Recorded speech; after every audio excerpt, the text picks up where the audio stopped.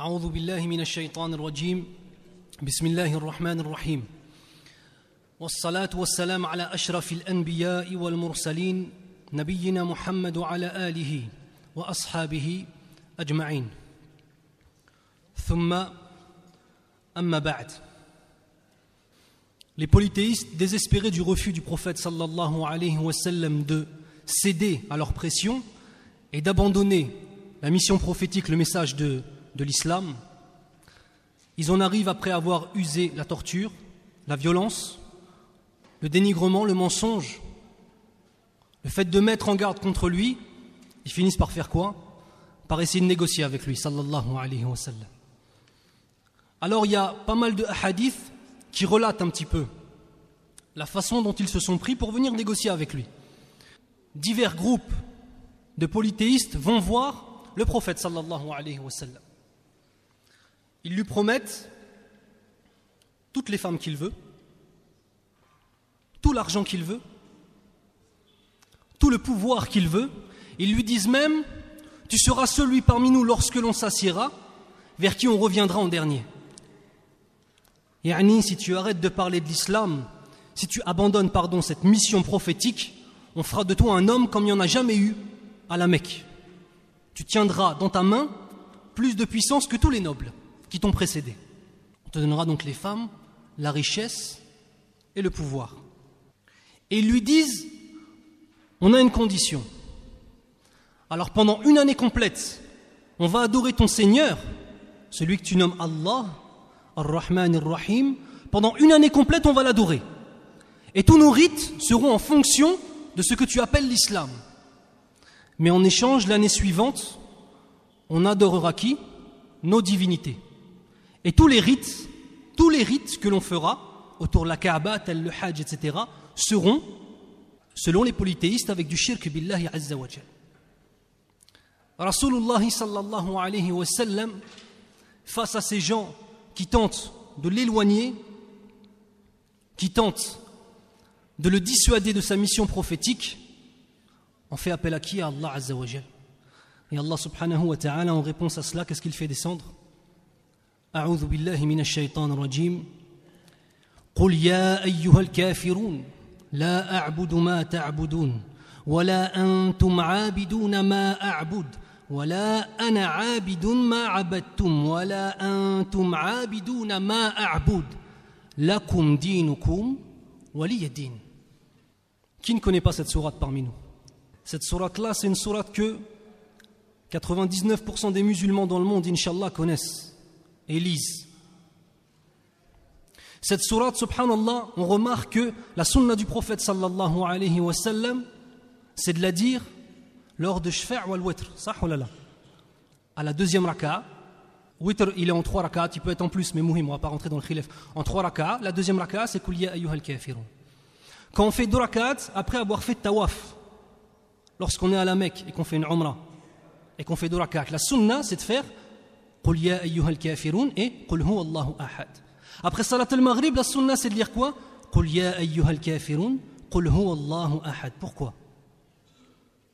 Pourquoi est-ce que des sourates si simples, dans leur apparence, Allah subhanahu wa ta'ala a fait en sorte qu'on les répète sans arrêt, et sans arrêt, et sans arrêt, et que surat al-Ikhlas, c'est comme si quoi? Comme si on avait lu combien?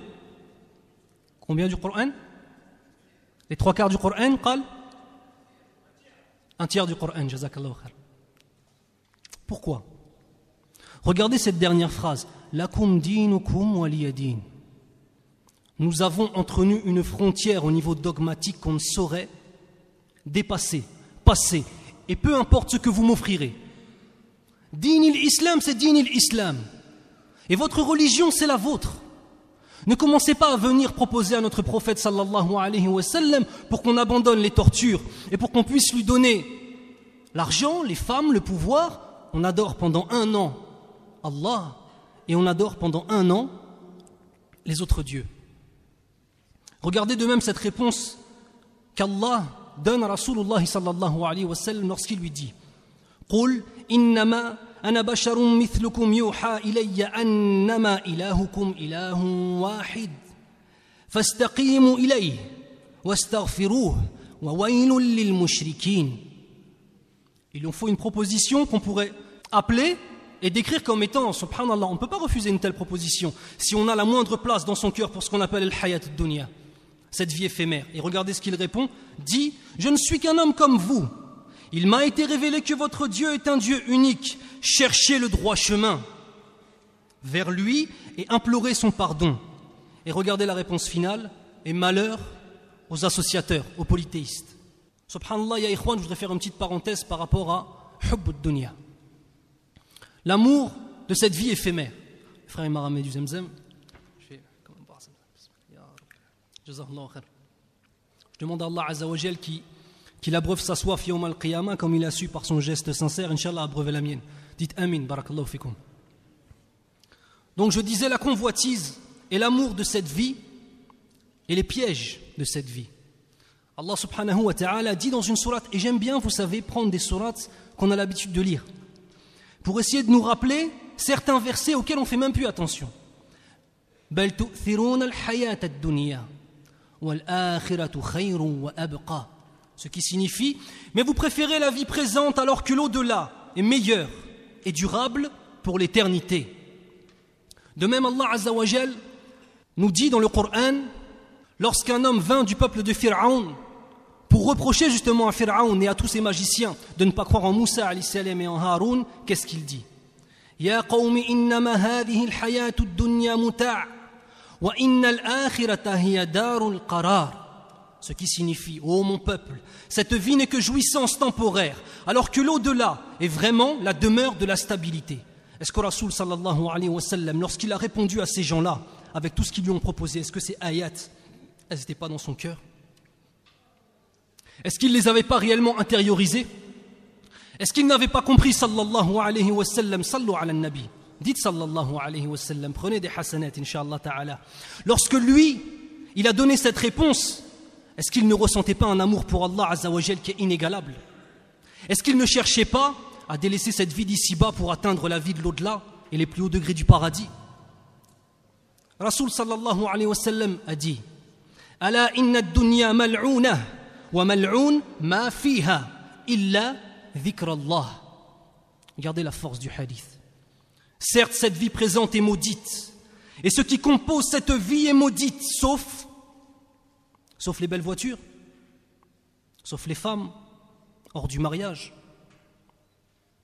sauf le fait d'être connu, sauf le fait d'avoir la plus belle maison, sauf le fait de faire semblant d'avoir des connaissances, sauf le fait d'insulter les gens et par cela que les gens nous prennent pour quelqu'un qui a de la science. Non, sauf le rappel d'Allah. Il faut méditer à ces paroles.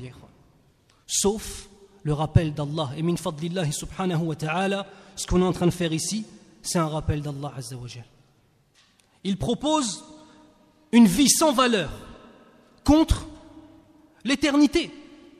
Il propose à Rasoul sallallahu alayhi wa sallam d'échanger ce que Allah lui a promis contre quoi? Contre des femmes, des biens et de la puissance. Mais Rasoul sallallahu alayhi wa sallam, il est loin de ça. Il est loin de ça. Comme aujourd'hui, on nous propose, et même parfois je pourrais dire qu'on nous impose, un certain mode de vie. On nous traite comme des extraterrestres quand on vient faire la prière. Quand un homme il commence à porter la barbe, quand une femme elle porte le djelbeb, hafidhahallah, quand on commence à se mettre réellement dans la religion, qu'est-ce qu'on nous dit? On dit mais laisse ça, tu auras un meilleur travail. Regardez, kalam ou shayatin nafsul kalam. La parole des diables, c'est la même, les ikhwan, depuis le début jusqu'à maintenant et jusqu'à Yawm al-Qiyamah. Et certains, ils travaillent pour les shayatines et ils s'en rendent même pas compte. Ils s'en rendent même pas compte. Ya akhi, laisse... Akhoya, t'auras un meilleur travail. Ya akhti, laisse ton hijab. T'as fait des études, c'est pour maintenant ne pas pouvoir travailler avec ton hijab. Laisse ton hijab, ya akhti. Ya binti, laisse ton hijab. Ça, c'est l'échange de quoi? De cette vie avec l'autre. Alors j'ai une question. Est-ce que le mode de vie du prophète sallallahu alayhi wa sallam a changé lorsqu'il est parti à Médine? Parce qu'à la Mecque, il n'a aucune puissance, sallallahu alayhi wa sallam. Dans le mujtama', bien entendu. Dans le mujtama' où il est, dans la société où il est. Il n'a aucune puissance. Donc un homme qui a du zuhd, de l'ascétisme, lorsqu'il n'a pas d'autre choix que d'avoir du zuhd, on pourrait se dire, oui mais après. Et bien après il va à Médine et il est le chef incontesté de Médine, incontesté de tous les musulmans. Est-ce que son mode de vie change malgré les batailles qu'ils ont gagnées? Sallallahu alayhi wa sallam wa radiyallahu anhum jami'a. Malgré le butin qu'ils ont pu amasser, est-ce que sa vie à Rasulullah sallallahu alayhi wa sallam a changé? Je vais vous raconter une histoire. Une fois, le prophète sallallahu alayhi wa sallam faisait une sieste dans ce qui lui servait de maison. Maison, des murs, en tine, avec des feuilles de palmier au-dessus. C'est ça une maison à l'époque. Et sur quoi est-ce qu'il dormait, sallallahu alayhi wa sallam? Vous prenez des feuilles de palmier et vous les tressez entre elles. Et vous en faites une natte, comme ça. Sallallahu alayhi wa sallam, il dormait là-dessus. Les sahaba, ils viennent le réveiller. Et quand il se lève, sallallahu alayhi wa sallam, il voit sur son dos, ici, les traces des nattes qui sont restées. Tellement c'est inconfortable, vous voyez? Ils lui disent, Ya Rasulallah, et si on te donnait un autre lit plus confortable? Ya Rasulallah, juste un lit un peu plus confortable. Laisse-nous te le donner. Qu'est-ce qu'il dit? Ma li walid dunya. ما أنا في الدنيا إلا كراكب استظل تحت الشجرة ثم راح وتركها. C'est quoi la réponse de Rasoul sallallahu alayhi wa sallam? Mais qu'ai-je à faire de ce monde? Littéralement dans le hadith, qu'il y a-t-il entre moi et ce monde? Yani, je n'ai pas le temps de m'occuper de cela, parce que moi je suis en train de préparer l'au-delà. Et c'est une leçon qu'il donne à Sahaba. Et dans la suite de hadith, il dit, je suis en ce monde comme un cavalier qui a pris du repos sous un arbre ombragé, puis s'en est allé, l'abandonnant derrière lui. Est-ce que cet homme-là, on peut le convaincre de délaisser la parole d'Allah Azza wa Jal? Et ça, c'est ce que doit penser un musulman. C'est ce que l'on doit nous-mêmes viser comme état. L'état qu'on vise, c'est pas simplement de faire quelques salawats à la mosquée, c'est pas ça. Le but ultime, c'est de ressembler à qui? À Rasulullah sallallahu alayhi wa sallam. Et bi'idhnillah, à travers l'histoire, depuis 1400 ans, il y a toujours eu des hommes pieux qui ont été des imams et qui ont atteint des degrés de piété extraordinaires. Et aujourd'hui, en 2010, c'est encore possible, ya ikhwan. Il ne faut pas se mettre des limites. Hubbullahi azza wa jal, l'amour d'Allah azza wa jal, ça n'a pas de limite. Maintenant, on va se pencher sur son lit de mort, à Rasoul sallallahu alayhi wa sallam. Sa vie, lorsqu'il était à la Mecque, persécuté, sa vie lorsqu'il était à Médine, chef militaire, chef politique incontesté, sallallahu alayhi wa sallam, nous allons essayer de voir qu'est-ce qu'il a laissé derrière lui après sa mort. فقال الصحابي ما ترك رسول الله صلى الله عليه وسلم عند موته درهاما ولا دينارا ولا عبدا ولا آمة ولا شيئا إلا بغلته البيضاء وصلاحه وأرضا جعلها الصدقة. Ce qui signifie, le prophète sallallahu alayhi wa sallam n'a pas laissé après sa mort de dirham ou de dinar, ni même esclave, homme ou femme, car à l'époque les esclaves c'était un bien. Il n'a donc rien laissé sauf sa mule blanche. Écoutez bien, après sa mort, lorsqu'il est mort, il n'a rien laissé sauf une mule blanche, son épée et une terre qu'il a laissée à ses enfants. Non, ja'alaha sadaqa, une terre qu'il a laissée en aumône pour les musulmans. Pensez à la vie qu'a menée Rasoul sallallahu alayhi wa sallam, les persécutions qu'il a subies, les richesses qu'il a pu avoir dans ses mains et qui ne sont jamais arrêtées dans ses mains, qui sont toujours allées aux plus pauvres que lui. Ça, c'est notre prophète sallallahu alayhi wa sallam. Et ça, c'est ce qu'on doit répondre en nous-mêmes lorsqu'on entend des gens l'insulter, sallallahu alayhi wa sallam. Sachez, mes frères, que le détachement de ce monde ici-bas a 3 degrés différents. Le premier, écoutez bien, c'est celui qui aime ce monde et qui tente de s'en détacher. Hadith dunya, l'argent, les femmes, etc., c'est dans son cœur. Mais vraiment, il essaye de s'en détacher. Il fait tout ce qu'il peut pour s'en détacher. Parfois, la vie présente a dans son cœur plus de valeur que l'au-delà.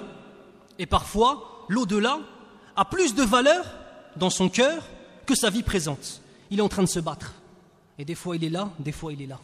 Des fois, il se laisse avoir, des fois, il arrive à relever la tête et être réellement un musulman. Le degré au-dessus de cela, c'est celui qui a délaissé cette vie. Ça y est, khlas. Mais qu'il l'aime encore. Ça veut dire qu'il n'est plus entre le fait de préférer ou pas l'akhira, l'au-delà, mais il l'a délaissé. Mais dans son cœur, il y a encore quelque chose. Ça signifie quoi? Il est en train d'échanger une chose précieuse pour lui pour une chose encore plus précieuse, qui est l'au-delà. Il aime cette vie, mais il l'échange pour l'au-delà parce qu'elle est plus précieuse. Enfin, le dernier degré, qui est le degré de l'a'imma wa salihin, c'est celui qui délaisse cette vie et qui ne l'aime plus. Pas dans le sens qu'il n'aime pas vivre, mais ce qui s'y trouve dans cette vie, en termes de richesse, en termes de tout ce qu'on nous impose comme modèle de réussite en Occident aujourd'hui, d'avoir un bon travail, d'avoir ça, d'avoir un crédit, d'avoir une belle maison, toutes ces choses-là, c'est sorti de son cœur. Vous savez pourquoi ? Vous savez pourquoi ? Parce que cette vie, c'est même pas un clin d'œil par rapport à ce qui nous attend après. Et que celui qui veut atteindre les réels degrés de piété, il faut qu'il se détache de l'argent. Il faut qu'il se détache de l'argent. Et qu'un musulman, il a beau faire toutes les salawats du monde, si quand il y a l'argent qui part de ses mains, son cœur, il est mudayyiq, wallahi akhafu lahu. Wallah, on a peur pour lui. Parce qu'en vérité, il se sera donné des objectifs de piété, il pensera qu'être un homme pieux, c'est ça, alors qu'en vérité, c'était la première marche d'un long escalier. Et il ne connaissait même pas l'existence de cet escalier. C'est pas une musiba, ça? C'est pas une catastrophe? De se dire que l'arrivée, et de se donner comme objectif quelque chose, on pense que c'est l'arrivée. Wallah, ya ikhwan, c'est que le début du chemin. Ya ikhwan, les Quraysh, ils n'avaient aucune chance contre Rasulullah sallallahu alayhi wa sallam lorsqu'ils sont venus négocier avec lui. Aucune chance. Pas la moindre chance. Et nous, on doit être comment? On doit tenter d'être comment? Comme ça. Comme le prophète sallallahu alayhi wa sallam était. Puis on passe à ce qu'on appelle le blocus économique, al-muqata'a. Voyant que Rasul sallallahu alayhi wa sallam n'accepte pas d'abandonner sa mission prophétique, qu'est-ce qu'ils font? Ils décident de tuer Rasulullah sallallahu alayhi wa sallam. Mais avant cela, ils ne veulent pas avoir une guerre. Parce que n'oubliez pas, ces gens-là, eux, dunya, elle est dans leur cœur. Et s'il y a une guerre entre les qaba'il, entre les tribus, mais quoi, qu'est-ce qui se passe? Leur gagne-pain, qui se trouve à la Mecque, qui est le pèlerinage de tous ces mouchrikines, de tous ces polythéistes, si c'est en temps de guerre, ils vont continuer à venir ou pas? Ils vont arrêter de venir.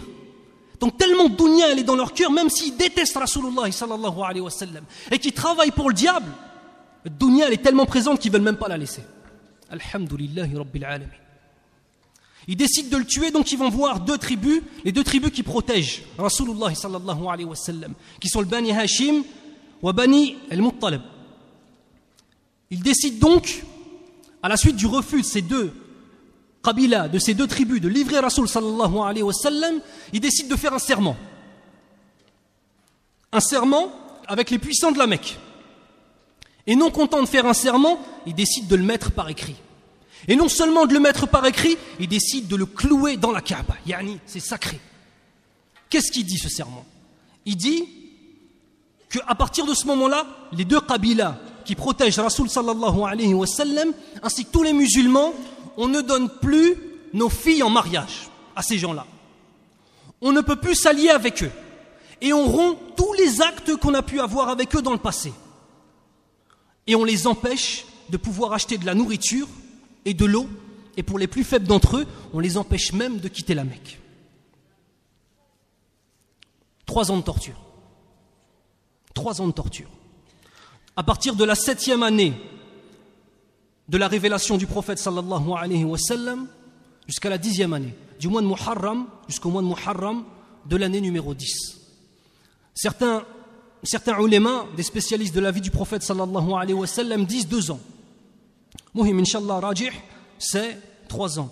De même, Moussa ibn Uqba dit que le blocus arrive avant l'émigration. Par contre, Ibn Ishaq dit que le blocus vient après l'émigration et après la conversion de Omar et de Hamza, radiyallahu anhum. Et c'est cet ordre-là que j'ai choisi de prendre. Lorsqu'une caravane arrivait à la Mecque, caravane, il ne faut pas imaginer une caravane derrière une voiture. Caravane, ça signifie plein de chameaux, avec plein de marchandises. Les gens arrivent dans la Mecque avec toutes les marchandises et toutes les denrées nécessaires pour la survie de la ville. Lorsqu'une caravane arrive et que les musulmans, et même les non-musulmans qui appartiennent à ces deux tribus, vont dans le souk pour acheter ce qu'il leur faut pour vivre en termes d'eau, en termes de vivre, en termes de vêtements, qu'est-ce qui se passe? Abu Lahab, la'natullahi alayhi, ordonnait aux commerçants de doubler, voire même de tripler le prix de toutes les marchandises afin que les musulmans ne puissent pas acheter. Et que les gens, même qui n'étaient pas musulmans, mais de ces deux qabilas, ne puissent rien acheter. Ah, vous n'avez pas voulu nous livrer Mohammed? On va vous faire mourir de faim. On va vous faire mourir de soif. Et attention, il s'adresse à des non-musulmans. Et ce sont là des non-musulmans qui subissent tout ça, subhanallah. Et ça, cette roujoula, cette force de caractère qu'avaient les Arabes, ça fait partie des causes pour lesquelles le Coran est la dernière religion, elle est descendue chez les Arabes. Ça fait partie des raisons pour lesquelles justement Allah subhanahu wa ta'ala a choisi ce peuple. Parce que c'est des rijals. Et parce que quand il donne une parole, wallah on n'a pas le temps, mais il y a plein même d'histoires de l'jahiliya avant l'islam, des histoires de non-musulmans avant même que l'islam n'existe, où justement ces hommes mettaient leur vie en péril pour une parole. Et ces hommes se livraient à leur ennemi pour une parole qu'ils avaient donnée, subhanallah. Ils sont dans la pauvreté, ils sont mudayyiqin, jusqu'à temps quoi? Dans les hadiths, dans un hadith sahih de Bukhari, ils ont commencé à manger les feuilles des arbres. Imaginez-vous à quel point de faim on doit arriver pour commencer à manger les feuilles des arbres. Qu'est-ce qui se passe? Allah subhanahu wa ta'ala, par un de ses miracles au bout de 3 ans d'éducation des musulmans, et 3 ans d'éducation de ces non-musulmans, qui pour la plupart, par la suite vont devenir musulmans, Allah envoie des mythes, des termites, muhim, qui mangent ce parchemin et qui ne laissent qu'une seule chose. Bismikallahum, au nom d'Allah. Rasoul sallallahu alayhi wa sallam est informé de cela par le wahi. Et il dit à Abu Talib, voilà, maintenant le pacte il ne reste plus rien, il ne reste que le nom d'Allah azza wa jal. Abu Talib dit d'accord. Il part voir les responsables de Quraysh qui s'étaient tous mis, comment dirais-je, s'étaient tous alliés contre Rasoul sallallahu alayhi wa sallam, et il fait semblant d'être d'accord avec les conditions qu'ils avaient données. Oui, bon, on va adorer Allah azza wa jal une année, et on va adorer vos dieux une année, et puis on va vous donner Mohammed, vous allez le tuer. Il leur fait croire ça. Jusqu'à temps que toutes les personnes importantes de la Mecque se réunissent, et il dit, le prophète sallallahu alayhi wa sallam nous a informé, il dit Mohammed nous a informé sallallahu alayhi wa sallam, qu'Allah avait fait en sorte que ce pacte, il n'en reste plus rien. S'il dit la vérité, laissez-nous tranquilles, et sachez que jusqu'à la fin des temps, on le défendra au prix de nos vies. Et s'il a menti, on vous le donne et vous avez qu'à le tuer. Regardez même lui, Abu Talib, il sait que c'est Rasulullah sallallahu alayhi wa sallam. Malgré ça, il ne s'est pas converti. Les nobles et les notables de la ville se réunissent, voient le pacte, 5 des grands chefs se lèvent et déclarent que ce pacte n'a plus lieu d'être, que c'est un miracle, etc., etc. Le pacte s'arrête et les musulmans et les non-musulmans de ces deux tribus peuvent retourner dans leur maison, peuvent de nouveau se remarier avec les femmes, peuvent de nouveau manger et boire librement. On voit donc que la solidarité de ces deux qabilas, ainsi que de son oncle Abu Talib, c'est la même solidarité envers lui, c'est la même solidarité dont avait fait preuve qui? Alors là, on a fait toi mon frère, tu es là depuis longtemps, tu as assisté à toutes les conférences. C'est le même type de solidarité qu'a fait preuve qui envers le prophète sallallahu alayhi wa sallam? Quelqu'un qui est non musulman, mais tellement le prophète sallallahu alayhi wa sallam, il est droit et il est aimé de lui, et c'est un membre de sa famille, alors il le protège quoi qu'il arrive, même à risquer sa vie. C'est qui? Hein? Son oncle Hamza? C'est ça que tu voulais dire? Hamza, radiyallahu anhu. C'est le même type de réaction. Alors moi, je voudrais faire un petit rappel sur une chose. Les non-musulmans, parmi les non-musulmans, il y a des gens, c'est nos ennemis, il n'y a aucun doute là-dessus. Nos ennemis, réellement. Parmi les non-musulmans, il y a des gens qui sont indifférents. Faites votre vie de musulman, j'en ai rien à faire. Et il y a les non-musulmans qui ont un comportement en eux, qui lorsqu'ils voient un homme qui est droit, qui est bon avec ses enfants, qui est juste dans la société dans laquelle il vit, alors ces gens-là, ils vont t'aimer. Et ces gens-là qui ont protégé le prophète sallallahu alayhi wa sallam, ils appartiennent à quelle catégorie? La troisième. Mais pourquoi? Parce que Muhammad ibn Abdillah sallallahu alayhi wa sallam, avant même d'être Rasulullah, avant d'être un prophète, il était si droit, si juste et si aimé de tous que si quelqu'un s'en prenait à lui, personne ne pouvait le supporter. Subhanallah. Regardez tawfiq min Allah azza wa jal. On doit se poser une question.